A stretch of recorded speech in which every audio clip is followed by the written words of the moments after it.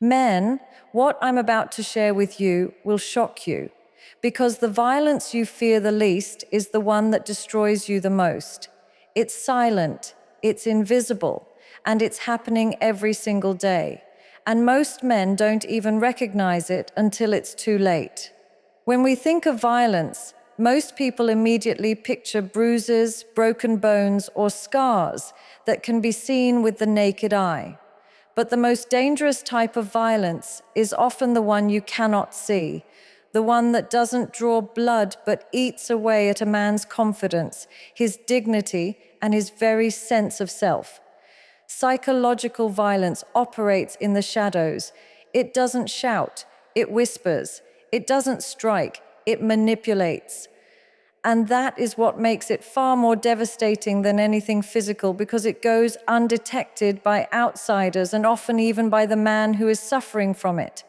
It creates an invisible prison where the victim doubts his own worth, his decisions, and his sanity, all while the aggressor continues to smile and act as if nothing is wrong. Psychological violence is powerful because it doesn't just attack the body, it directly invades the mind. And once someone has access to your mind, once they control your thoughts and emotions, they control everything else about you.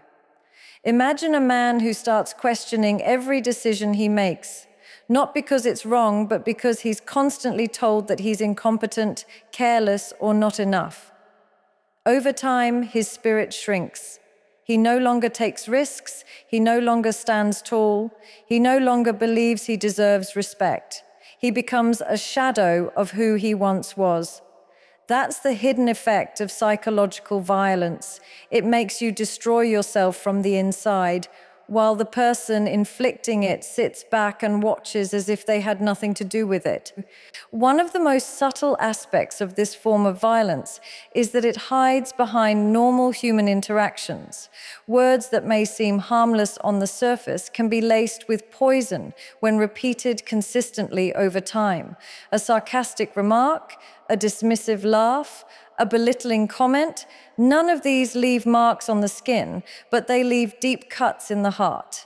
A man who constantly hears that he is too weak, not man enough, or a failure begins to absorb those words until they shape his entire identity. And the irony is that he often doesn't even realize he is being broken down piece by piece. He tells himself to ignore it, to be strong, to not take it personally.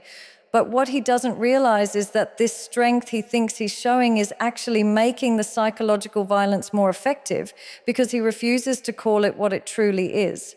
Another reason psychological violence is so powerful is that it doesn't create a single dramatic moment of pain, but rather a slow erosion of self. Physical violence may hurt in the moment, but wounds heal with time. Psychological violence, on the other hand, doesn't hit all at once. It drips like water on stone, slowly carving away at the foundation until the entire structure collapses. It's a constant cycle of being criticized, ignored, manipulated, or guilt-tripped until a man feels completely trapped. This kind of violence is not only damaging in the present, but creates scars that follow him into every relationship, every interaction, and every decision he makes in the future. And what makes it even more dangerous is the fact that society rarely acknowledges it. If a man says he's been hit, there is immediate sympathy. But if he says he's being emotionally manipulated, mocked, or controlled, people dismiss it as weakness. They tell him to man up, as if the pain in his heart and mind is less real than pain in his body. This silence around psychological violence gives it more power, because men are left to suffer alone, doubting themselves, and often believing that they are the problem instead of recognizing that they are the victims of an invisible but destructive weapon. Manipulation is one of the sharpest tools in the arsenal of psychological violence. It doesn't appear violent on the surface, but it is a silent weapon designed to control, to bend, and to break. Unlike an open confrontation where you can recognize an attack, manipulation hides in the disguise of love, care, or reason. It makes a man feel that he is making his own choices, when in reality, his choices are being engineered by someone else. This form of violence is not loud or chaotic. It is subtle, quiet, and strategic, which is why it often goes unnoticed until the man is deeply entangled in a web of guilt and self-blame. The manipulator doesn't push directly. Instead, they plant seeds of doubt, twist facts, and frame situations in a way that benefits them while leaving the man powerless to defend himself. Guilt tripping is one of the most common tactics of manipulation. It works by exploiting a man's sense of responsibility and his natural desire to protect and provide. Every time he tries to assert his independence or set a boundary, he is made to feel guilty for it. He hears phrases like, "After everything I've done for you, this is how you treat me," or "If you really loved me, you wouldn't do this." Such words are carefully crafted to trigger shame and obligation, to make him feel like he owes something that he doesn't. Over time, guilt tripping doesn't just affect his decisions, it rewires his entire value system. He begins to believe that his happiness is selfish, that his boundaries are unfair, and that his voice is less important than hers. This internalized guilt becomes a leash that keeps him from ever truly standing up for himself. The most dangerous part of manipulation is that it often looks like love. A man might believe she is guiding him, supporting him, or protecting him, when in reality she is pulling strings behind the scenes to maintain control. For example, when a woman uses tears or emotional breakdowns not as an honest expression of pain, but as a calculated move to stop him from doing something she doesn't want, she is manipulating. When she constantly reminds him of past mistakes, not to heal, but to keep him in a permanent state of apology, she is guilt-tripping. These tactics don't just create temporary compliance, they create long-term dependency because the man begins to feel incapable of making decisions without her approval. And that is the true goal of psychological violence, to strip away his autonomy and replace it with submission. Over time, manipulation and guilt-tripping make a man lose trust in himself. Every action he takes is second-guessed. Every choice feels like a potential mistake, and every attempt to assert himself is drowned under accusations of selfishness or cruelty. He starts to live not by his values, but by her expectations. If she's upset, he feels guilty. If she's distant, he feels responsible. If she fails, he feels that it's somehow his fault. This endless cycle of responsibility without relief crushes his spirit and convinces him that no matter what he does, it will never be enough. And the more he tries to fix things, the more he falls deeper into the trap, because manipulation thrives on effort. It uses his own good intentions as a weapon against him. What makes guilt tripping especially destructive is its ability to reshape reality. The manipulator crafts a version of events where the man is always the problem, always at fault, always the one who needs to apologize.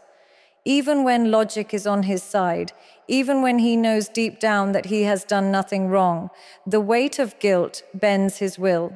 He begins to doubt his own memory, his judgment, and his perception of truth. This mental distortion is not just frustrating, it is devastating, because once a man loses trust in his own reality, he becomes completely dependent on the manipulator's version of events. He no longer asks, "Am I right?" but instead, "Am I allowed to think this way?" That is the ultimate victory of psychological violence, when a man no longer believes in his own truth and willingly surrenders it to someone else. Silence may appear harmless, but in the context of psychological violence, it is one of the most punishing weapons that can be used against a man. Unlike shouting, accusations, or open conflict, silence creates an invisible wall between two people. It denies connection, denies communication, and denies acknowledgement of existence itself. The silent treatment is not simply about being quiet. It is a calculated form of punishment designed to make the man feel invisible, unwanted, and irrelevant. A woman who uses this tactic knows exactly what she is doing. She is withholding something essential, not food or shelter, but emotional oxygen. And the man, desperate for connection, begins to suffocate under the weight of that silence, questioning what he did wrong, how he can fix it, and whether he even deserves love at all. Emotional withdrawal operates in the same way, but it is even more subtle. It doesn't necessarily mean ignoring completely, but rather pulling away emotionally while still appearing physically present. She may still sit in the same room, still share the same space, still go through the motions of daily life, but her warmth is gone. Her affection, her validation, her presence as a partner is no longer available. Every word becomes cold, every glance becomes distant, and every interaction feels like a transaction. This creates a void, a silent but powerful reminder to the man that her love and attention are conditional, that they can be switched off like a light whenever she chooses. And that realization can break him more than any angry outburst ever could.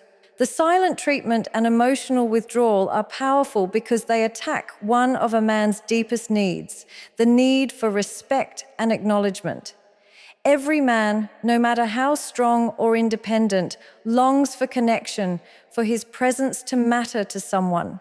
When that is deliberately withheld, it creates a wound that cannot be seen but is deeply felt. Days of silence turn into weeks of tension, and the man begins to feel like he is walking on eggshells, constantly trying to guess the right words or actions that will end the punishment. Instead of feeling like a partner in the relationship, he feels like a prisoner, always trying to earn back basic recognition. The tragedy is that this form of punishment often comes without explanation, leaving him in a state of confusion where he doesn't even know what crime he is being punished for. What makes this tactic especially dangerous is the psychological conditioning it creates. Over time, the man learns that the only way to avoid the silent treatment is to comply, to agree, to suppress his own needs and desires.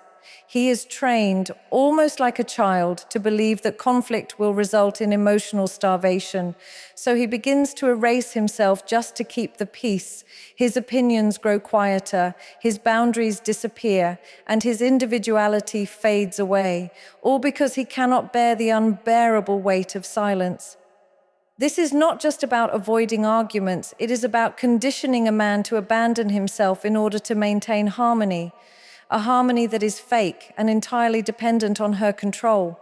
The most destructive part of emotional withdrawal is that it creates insecurity in the man's very sense of worth. He starts to wonder if he is lovable at all, if his presence matters to anyone, or if he is destined to always be on the outside looking in. He may even find himself apologizing for things he didn't do, compromising on values he should never compromise on, and accepting blame just to win back a small piece of attention. This constant chase for affection becomes exhausting, yet he cannot stop because the silence is unbearable. And in that desperation, he hands over more and more of his power until he has nothing left but a hollow shell of himself. Character assassination is one of the most destructive forms of psychological violence because it attacks the very core of a man's identity.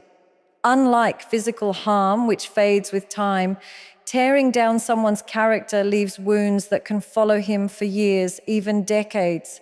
It's not about criticizing an action or pointing out a mistake. It's about attacking who he is at his core. It's the constant reminders that he is not good enough, not man enough, or not capable, repeated so often that the words begin to echo inside his head long after they've been spoken.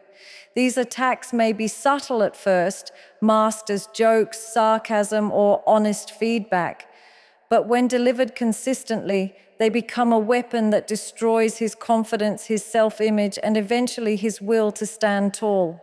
The most painful aspect of character assassination is that it often comes from someone close, someone he trusts, someone whose opinion matters to him. When a stranger insults you, you can brush it off. But when it's a partner, someone you've let into your most vulnerable spaces, the damage cuts deeper. She doesn't just criticize what you do. She plants seeds of doubt about who you are. She questions your intelligence, mocks your ambitions, compares you to other men, or highlights your failures in front of others.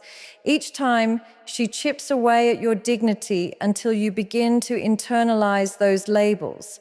A man who hears constantly that he is lazy, irresponsible, or weak eventually begins to believe it, no matter how false it may be. And once a man believes these lies, he starts to live them, fulfilling the very prophecy that was forced upon him. Character assassination doesn't always come in the form of direct insults. Sometimes it shows up as backhanded compliments or subtle comparisons. Statements like, "You'll never be as successful as him," or "Why can't you be more like so-and-so?" may seem harmless, but over time they create a toxic belief that he will never measure up. Even in moments of success, the acknowledgement is withheld. Instead of celebrating his victories, they are minimized, ignored, or twisted into shortcomings. If he earns more, it's still not enough. If he achieves something, it's brushed aside as luck. If he tries to better himself, the effort is mocked as desperate. No matter what he does, he is framed as less. And eventually, he begins to feel like nothing will ever be enough. This form of violence is devastating because it steals not just his confidence, but his hope. The long-term effect of character assassination is the erosion of a man's self-respect. When you are constantly told you are worthless, you start to behave as though you are. He stops aiming high, he stops defending himself, he stops believing he deserves better. He may stay in toxic situations longer than he should, simply because he no longer believes he has the strength or the value to walk away. This kind of damage is not visible to the world, but it shows up in his posture, in his voice, in the way he carries himself. A man who once stood proud begins to shrink into the background, no longer fighting for his place because he has been convinced that he doesn't deserve one. Character assassination also isolates a man from others. When he is constantly told that he is unworthy, he feels ashamed of who he has become. He withdraws from friends, avoids opportunities, and hides his true self, fearing that everyone else will see him the way she portrays him. The more he isolates, the more power the abuser gains, because now his entire self-image depends on the very person tearing it apart. This creates a vicious cycle where the only source of validation he craves is from the one who is destroying him. And this dependency makes him easier to control, easier to manipulate, and easier to break down further with every word disguised as truth, but meant to kill his character slowly from the inside out. One of the most manipulative forms of psychological violence is the deliberate use of affection as a weapon. Affection in its true form is supposed to be unconditional, a natural expression of love, care, and intimacy. But when it is used as a tool of control, it becomes conditional, something given only when the man is obedient and withdrawn the moment he resists or asserts himself. This creates a power dynamic where love itself becomes a bargaining chip. Instead of being a source of comfort and stability, affection turns into a currency of manipulation, where the man is forced to earn basic warmth and validation. This distortion of love is not only cruel, but deeply confusing because it makes the victim question whether he is truly loved at all or merely rewarded for submission. The cycle begins with overwhelming affection, praise, tenderness, and emotional or physical closeness. In these moments, the man feels valued, respected, and deeply connected. He believes he is finally safe, finally seen, finally cherished. But the moment he does something that challenges her control, whether it's setting a boundary, making an independent choice, or simply disagreeing, that affection is suddenly stripped away. The love that was once freely given is now replaced with coldness, rejection, and emotional distance. This shift is not random. It is intentional. It sends a clear message. If you want my love, you must do things my way. Over time, the man learns to associate acceptance with obedience and rejection with resistance. His choices are no longer his own. They are dictated by the constant fear of losing love. This cycle of affection and rejection is powerful because it mirrors the addictive patterns of reward and punishment.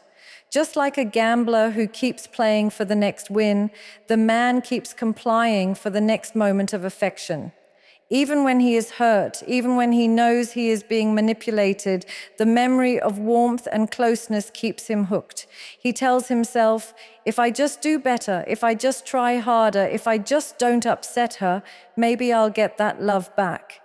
This desperate hope traps him in a loop where he sacrifices his own needs, his voice, and his identity, all in the pursuit of fleeting validation that never lasts.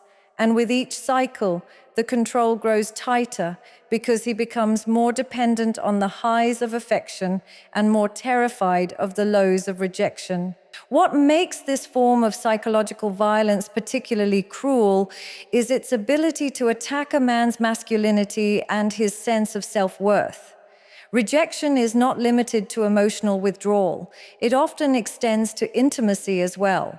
Affection is withheld not just as a punishment, but as a way to assert dominance, to remind him that even his most basic human desires are under her control. She decides when he is worthy of closeness, when he is allowed to feel wanted, when he is permitted to feel like a man. And when rejection is weaponized repeatedly, he starts to feel undesirable, inadequate, and powerless. Instead of seeing himself as strong and capable, he begins to believe that his very worth as a partner, as a man, depends entirely on her approval. Over time, this push and pull dynamic conditions him to accept the unacceptable. He normalizes the cycle, convincing himself that it's just part of the relationship, that every couple goes through ups and downs, that if he just loves harder, it will all stabilize. But what he doesn't realize is that stability will never come because the instability is by design. The unpredictability of affection and rejection is what gives the manipulator power because it keeps him constantly unsettled, constantly guessing, constantly chasing love that should never have been conditional in the first place. He ends up living in a state of constant anxiety, never knowing when the warmth will return or when the coldness will strike again, never realizing that this is not love at all, but a carefully crafted system of control that feeds on his deepest emotional needs and fears.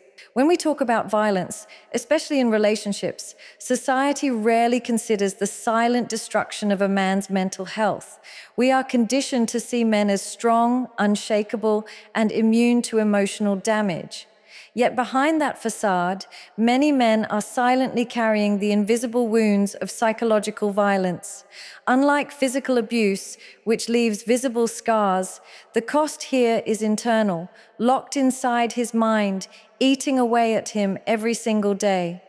The constant manipulation, belittling, rejection, and emotional games erode not just his confidence, but his very sense of reality. Over time, he no longer knows who he is, what he stands for, or whether he even deserves respect. The toll this takes on his mental health is devastating because it is both unseen and unacknowledged, leaving him to fight a war within himself with no weapons, no allies, and no recognition. The hidden cost begins with self-doubt. A man exposed to constant psychological attacks starts questioning his own judgment, his memory, and even his sanity. When he is told repeatedly that he is wrong, that he misunderstood, that he is overreacting, he begins to second-guess his instincts. This erosion of self-trust is one of the most dangerous outcomes because once a man loses faith in his own mind, he becomes vulnerable to complete control. He can no longer stand firm in his truth because he doesn't even know what truth feels like anymore. This state of constant self-questioning creates deep anxiety where he feels nervous, restless, and on edge, even in the absence of conflict. His body lives in fight or flight mode, as if bracing for the next emotional blow, and this constant tension slowly breaks him down from the inside. Depression is another cost that men silently endure. When psychological violence convinces a man that he is worthless, unlovable, or incapable, those lies eventually become his reality. He withdraws from the world, not because he wants to, but because he is ashamed of who he believes he has become. His hobbies lose their joy, his ambitions lose their fire, and his relationships outside the toxic dynamics start to fade. Depression doesn't arrive all at once. It creeps in slowly, like a fog settling over his life, until every day feels heavy and meaningless. What makes it even more painful is that men are rarely allowed to express this pain. If he speaks about it, society calls him weak. If he hides it, the suffering consumes him silently. Either way, he is trapped in a cycle where he cannot heal, because acknowledging the wound itself feels like a crime. The damage also shows up in the form of emotional numbness. After enduring long periods of psychological violence, a man's mind often learns to protect itself by shutting down emotionally. He stops feeling joy, stops feeling sadness, stops feeling much of anything at all. On the surface, this numbness may look like strength, like he has finally stopped caring, but in reality, it is a sign of deep inner collapse. He has been hurt so often that his psyche no longer risks openness, because to feel is to be vulnerable, and vulnerability has been punished again and again. This emotional shutdown doesn't just affect the toxic relationship, it bleeds into every other area of his life.